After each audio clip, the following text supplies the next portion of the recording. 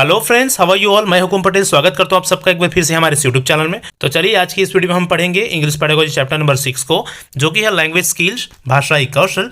पिछले वीडियोस में हम 5 चैप्टर को बहुत ही अच्छे से पढ़ चुके हैं। इस वीडियो में इस चैप्टर से रिलेटेड जितने भी बहुत ही महत्वपूर्ण पॉइंट्स हैं, उन सारे पॉइंट्स को ना 1 बाय 1 हम डिस्कस करने वाले हैं। तो वीडियो में लास्ट तक जरूर बनी रहिए। और फ्रेंड, चैनल में अगर न्यू है तो चैनल सब्सक्राइब जरूर कर लीजिएगा, क्योंकि अपने इस चैनल में हम आपके एग्जाम से रिलेटेड बहुत ही अच्छे और महत्वपूर्ण टॉपिक्स हम लाते रहेंगे। तो चलिए फिर आज का वीडियो स्टार्ट करते हैं। सबसे पहले देख लेते हैं कि लैंग्वेज स्किल्स या कोई भी लैंग्वेज या भाषा सीखने का महत्वपूर्ण चरण या स्टेप्स कौन कौन से होते हैं, या कितने तरह के लैंग्वेज स्किल्स होते हैं। तो मुख्य रूप से 4 हम लैंग्वेज स्किल्स देखते हैं: listening, speaking, reading and writing. ये है किसी भी भाषा को सीखने का एक क्रम या चरण। सबसे पहले कोई भी बच्चा किसी भी लैंग्वेज को अपने बड़ों से या अपने फैमिली से सुनता है।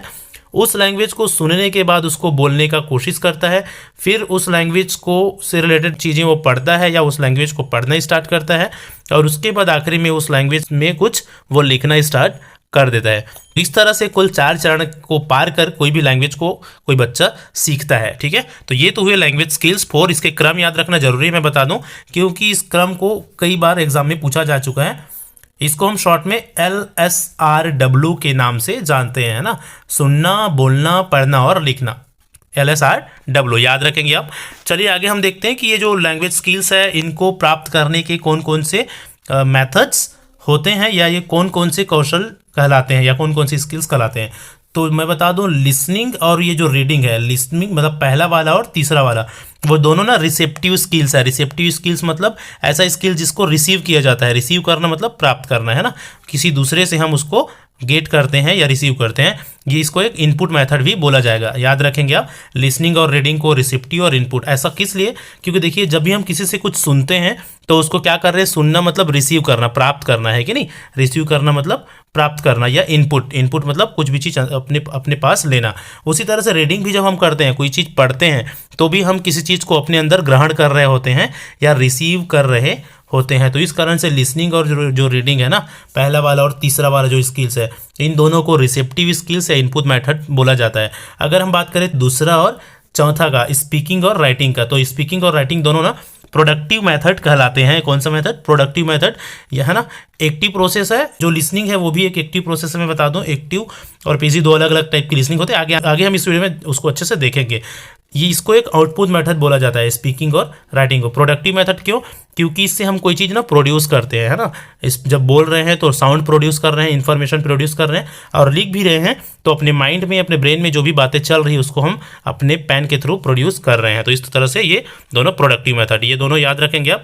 रिसेप्टिव में लिसनिंग और रीडिंग, प्रोडक्टिव में स्पीकिंग एंड राइटिंग। चलिए हम आगे चलेंगे अब इस वीडियो में। इस वीडियो की हाईलाइट्स देख लेते हैं, मतलब इस वीडियो में बेसिकली हम क्या क्या आगे पढ़ने वाले हैं उसको शॉर्ट में देख लीजिए। टाइप्स ऑफ लिसनिंग पढ़ेंगे, interactive, non interactive etcetera. Speaking situations, अलग अलग बोलने के प्रकार पढ़ेंगे, जिसमें tone, pitch, annotation, interactive speaking, ये सारी चीज़ें देखेंगे। टाइप्स ऑफ रीडिंग पढ़ेंगे, जिसमें इंटेंसिव, एक्सटेंसिव, साउंड, साइलेंट और लाउड रीडिंग, अलग अलग टाइप की रीडिंग को हम देखने वाले हैं। राइटिंग अप्रोचेस को हम पढ़ने वाले हैं, जिसमें control to free writing, paragraph writing और अलग अलग टाइप की राइटिंग्स हम देखने वाले हैं। तो बेसिकली ये सारी चीज़ों को हम आगे वीडियो में देखेंगे। वीडियो में लास्ट तक जरूर बने रहिए फ्रेंड्स, और सारे टॉपिक्स को ना क्लियर कर लीजिए, क्योंकि इससे रिलेटेड क्वेश्चंस हमको अक्सर देखने को मिले हैं, और अब के आने वाले एग्जाम्स में डेफिनेटली इनसे रिलेटेड क्वेश्चंस आपको देखने को मिलेंगे। चलिए तो फिर आगे चलेंगे। सबसे पहले हम देखेंगे लिसनिंग स्किल को। Listening is an active process which we make sense of assess and response to what we hear. Listening क्या है? एक एक्टिव प्रोसेस है। याद रखेंगे आप, लिसनिंग क्या है? एक ऐसा एक्टिव प्रोसेस है जिसमें हम किसी चीज़ को सुनते हैं और उसको क्या करते हैं, एसेस करते हैं और उसको रिस्पॉन्ड करते हैं। ठीक है, the listening process involve 5 stages. याद रखेंगे, बहुत important point.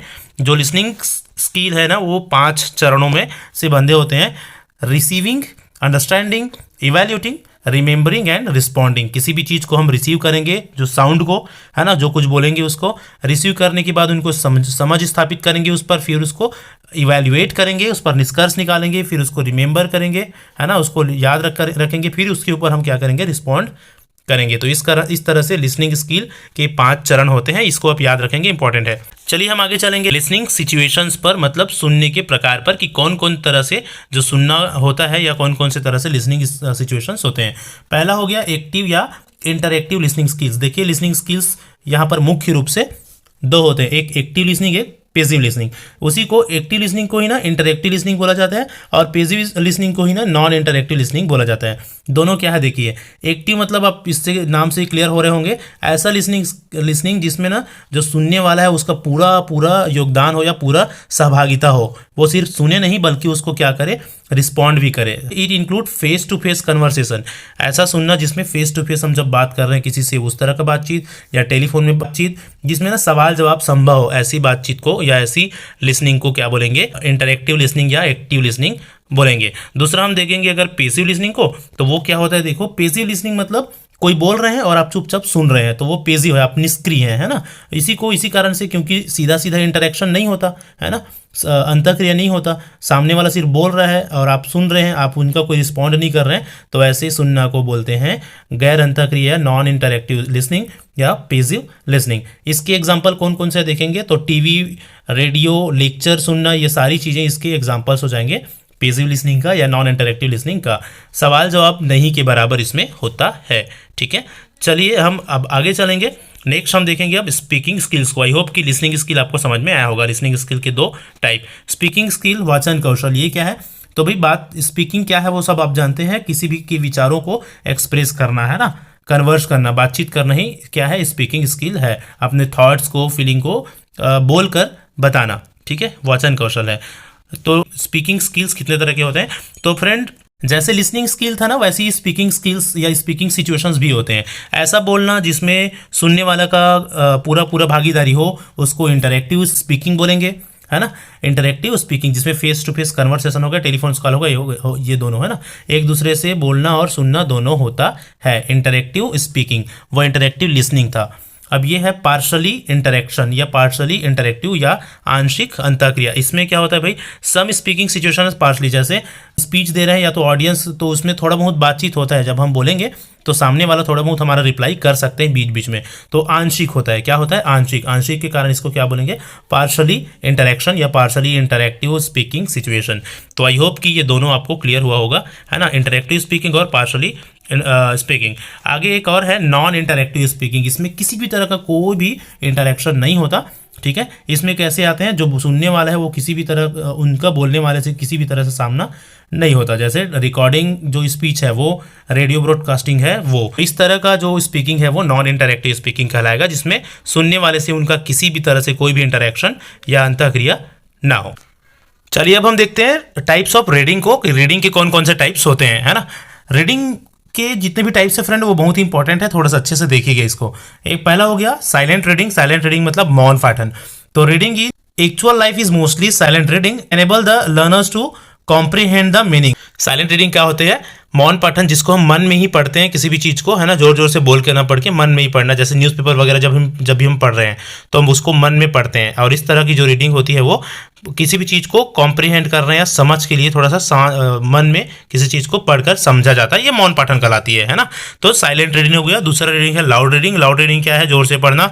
Loud reading enhance the pronunciation, pause and makes the reader confident. Loud reading कर जो पढ़ने वाले हैं उसमें प्रोनाउंसिएशन सही होता है, उच्चारण सही होगा ही जब भी जोर से पढ़ेंगे तो हम, है ना, बोलकर पढ़ना कहने का मतलब है। इससे ना रीडर, पढ़ने वाले को कॉन्फिडेंट भी बिल्ड होता है। तीसरा हम देखेंगे बहुत important, intensive reading. Intensive reading, है ना, इंटेंसिव का मतलब होता है गहन। ये कई बार एग्जाम में ये वर्ड पूछा जाता है ना, इसका ये पॉइंट आपको याद रहनी चाहिए। इंटेंसिव मीन्स गहन, इंटेंसिव रीडिंग मीन्स गहन अध्ययन। गहन अध्ययन क्या होता है देखिए, टू रीड इन डेप्थ, गहराई के साथ पढ़ना, किसी चीज़ को डिटेल के साथ पढ़ना, है ना, उसकी किसी भी चीज़ के ग्रामर को ध्यान में रखते हुए और क्या क्या बोला गया है उस हर एक पॉइंट को समझते हुए उसको गहनता के साथ अध्ययन करना इंटेंसिव रीडिंग कहलाती है। इसको स्कैनिंग भी बोला जाता है, याद रखेंगे। स्कैनिंग क्या होता है करके आता है, स्कैनिंग, है ना, इंटेंसिव रीडिंग को स्कैनिंग बोला जाता है, ठीक है। आगे हम चलेंगे एक्सटेंसिव रीडिंग। इंटेंसिव रीडिंग का उल्टा ये है व्यापक या विस्तृत अध्ययन, जिसमें हम ऊपरी चीज़ों को, है ना, व्यापक रूप से हम पढ़ने की कोशिश करते हैं या उसके मीनिंग को समझने की कोशिश करते हैं, है ना। It is non detail. कैसा स्टडी है, नॉन डिटेल, एकदम डिटेल में ना पढ़कर किसी ऊपरी पॉइंट को हम या मेन पॉइंट को हम पढ़ते जाते हैं सरसरी तौर पर, ठीक है। जैसे story books, news reading.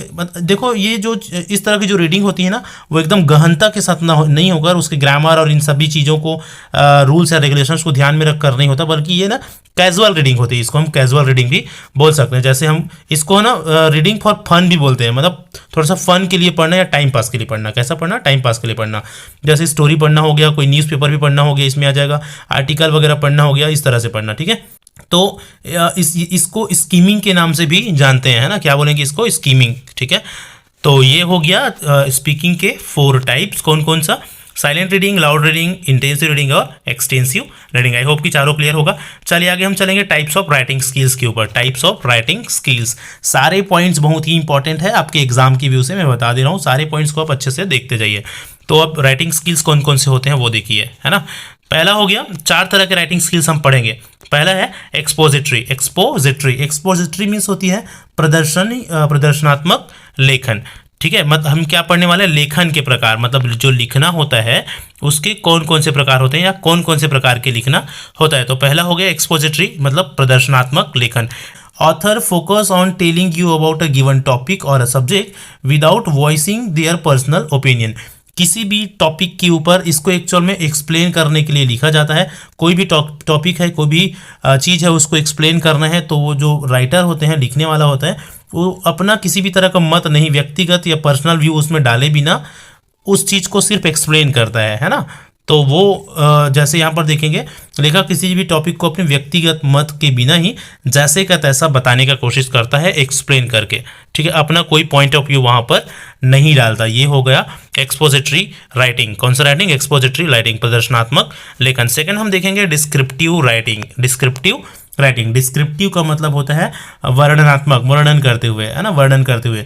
Main purpose क्या होता है? डिस्क्राइब करना। ठीक है, it is a style of writing what focus on describing a character, an event और ए प्लेस। कोई भी कैरेक्टर है, कोई पात्र है, कोई इवेंट है ना, कोई अवसर है या कोई जगह है, उसको डिस्क्राइब करेंगे, उसके बारे में बताते हुए जैसे हम कुछ लिखेंगे, तो उस तरह का लिखना कहलाता है डिस्क्रिप्टिव राइटिंग। ठीक है, जैसे हम किसी प्लेस के बारे में बता रहे हैं कि उस प्लेस में ये चीज़ें हैं, है ना।